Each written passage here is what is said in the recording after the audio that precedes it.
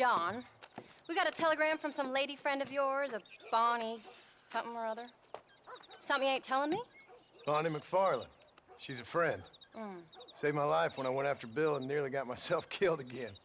Oh, now you two's in the habit of sending each other letters. How very nice. It weren't nothing like that. What's it say? I don't know. I can't... Well, you know I can't read. Give it here. You read that thing out loud? I ain't hiding nothing. Dear Mr. Marston, stop. Need corn sacks. Stop. Emergency. Stop. Weevils and moths ate entire county supply. Stop. Can you help? Not exactly the most romantic request now, is it? I guess not. And she saved your life, you say? Yes, ma'am. Well, then you're gonna have to help her and her family out. We've got a plentiful supply of corn sacks over near the silo. About the one thing Uncle didn't manage to have stolen while we was gone. Okay. Hurry back, John. And John, what's she like? You know. A little bit like you, I guess. She's a woman in a man's world.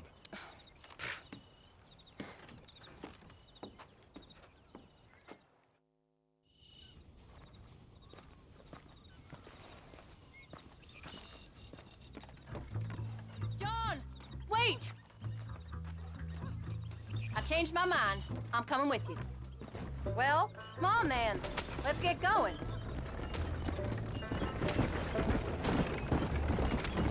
I don't think I can let you go off again without me. Fair enough. I'm glad of the company. You only had to ask. Ask? I was waiting for you to ask me. I thought you'd want to keep an eye on the boy. Oh, while you were off cavorting with cowgirls in the next county? I don't think so, John Marston. You only just got home. That Jack has seen enough of me for a lifetime. So, is she married? This Bonnie McFarland? No, What does she look like? I don't know. Pretty normal, I suppose. Normal? What? Normal like me? No, normal as in 2 eyes, mouth, nose, that kind of normal. Besides, ain't no woman fine as you. A little flattery. Now we're finally getting somewhere. If you find yourself in a hole, the first thing to do is stop digging. Another pearl of wisdom from John Marston. I sure do miss those. I never took you for the jealous type, Abigail. I ain't jealous so much as curious. You heard what she wrote. It's just some corn. She saved my life, and she was decent enough to me, so I owe her this much at least. How did she save your life anyway? She found me half dead on the side of the road and took me to the doctor. Most folks would have left me there. Half dead from what? Bill didn't take so kindly to me visiting unannounced. Bill never did like surprises. How was he? Same as he was when we left. Angry and dumb, taking his revenge out on the world. People down there was really scared of him. Of Bill?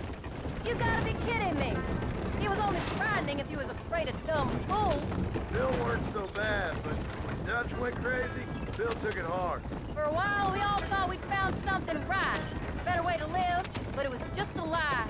Oh, you saw before they did. Maybe. But they was still kind of a family. A family that left you for dead. You knew the truth, John, and they hated you for it. Where did they take you? Who? Those government bastards.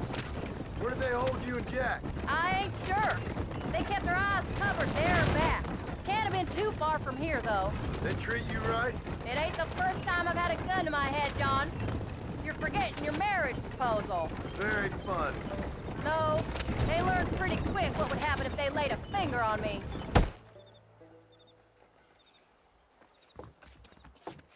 You came. Thank you so much. We lost the entire harvest. Miss McFarland, I'd like you to meet my wife, Abigail. Oh, ain't you quite the gentleman all of a sudden? It's a pleasure to meet you, Mrs. Marston. Likewise. Thank you for saving my husband's life, and for teaching the miserable goat some manners, among other things. I didn't teach him anything. I know better than to try to change a man. You should meet my father. Oh, people can change, Miss McFarland. John and I have to believe that more than anybody. This is a decent first harvest for you, John. You should be proud. That's good land you got there. How are you feeling, Mrs. Marston? From what your husband told me, it must have been awful for you. I've been through worse, and I knew he'd be back before too long. He can't cook a meal to save his life. Abigail, in my darkest hours, when I was most homesick, just the thought of one of your rat meat stews kept me pushing forward. Well, about as amusing as a weeping saddle sore, ain't he, Miss McFarland? If you're gonna start yammering about women's work, John, I'd say you might be in the wrong company. I'd say so, too. I never felt so outnumbered.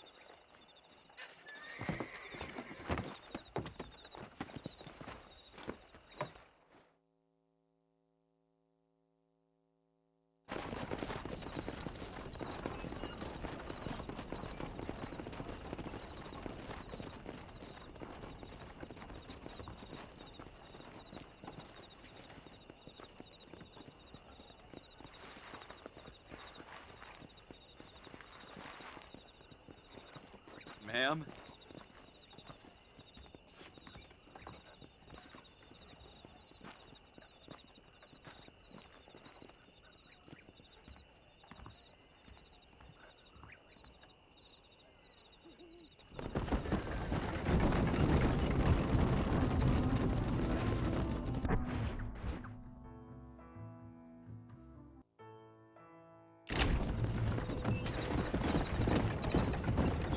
So that was the famous Bonnie. That was her, all right. She's pretty. She's normal, like I said. Well, you always wanted to be a rancher. I'd have thought she'd be just your thing. The perfect rancher's wife, if I ever saw one. I already got a rancher's wife. I'm only teasing. I like her, and I'm glad she saved your life. Most of the time, anyways. The McFarlands are good people. She did blush better than a shepherd's sunset when she saw you, though. I have that effect on women.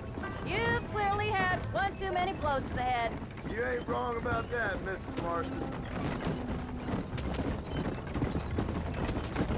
That's quite a ranch they got there. That'll be us someday. As soon as we get back on our feet. I don't know, John. How many times can we start again? An outlaw and a working girl. We ain't exactly farmers. We are now. Forget that life. It's over. Do you really believe that? We have to. It's the only way we'll ever have a future. The life we led, that doesn't go away. It's never over. You think those government men are just gonna leave us alone now? The old gang's dead. I did what they asked. And that's it? A life of pride for killing? We're back together, ain't we? Until they decide you owe them something else. Sometimes I think I was the stupid one for believing I could get out. Maybe Dutch, Bill, and Javier were just being honest with themselves. You ain't perfect, John, and I sure ain't. But you're better than they are. Than they were. Maybe we can't change. But we gotta try, for Jack's sake. Even if we have to start again 100 times. It's better than going back to what we were. How's Jack doing? Angry, upset. He's been through a lot. I hope he's gonna be all right. It's gonna take time. For a while, his world was safe, normal. Then it got turned upside down again.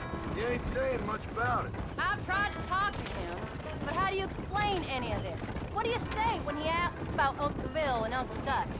They were family when he was a little boy. He hides away in those books of his. Wouldn't you? It ain't like the real world's done him many favors. He's just been kidnapped. He grew up with the gang.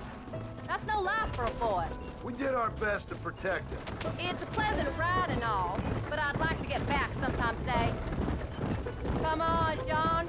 He saw things no boy can see. Well, now we got a chance to make it right.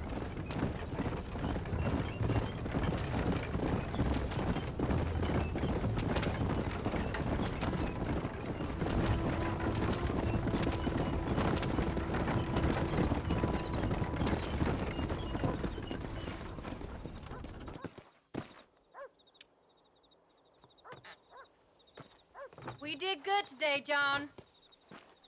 I guess I better go fix us something to eat.